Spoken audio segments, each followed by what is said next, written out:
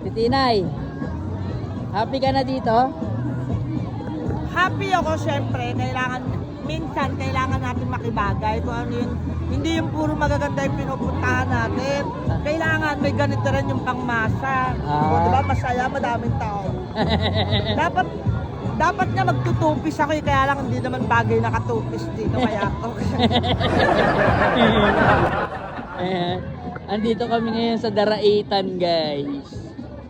Ayan, oh, di ba? Ang saya, ang saya-saya. Oh, kubo-kubo lang.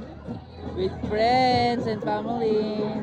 Ate Trixie, Gab, yo. Ilog naman, ilog. Nature naman tayo. Oy, ang ganda rito ha. Malamig yung klima, tapos napapaligiran ng mga bundok. Ayan, papaligiran ng mga impacto.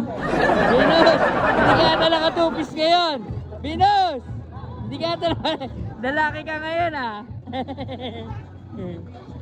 Punta kayo dito guys. Walang entrance sa may Daraitan lang po. Ayan, ang ganda oh. Tapos ito yung tulay nila, kahoy, nadadaanan ng mga ng mga motor, tricycle, sasakyan.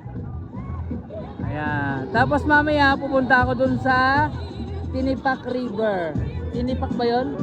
Ayan. Basta may maganda rito eh. May mga rock formation. Ayan.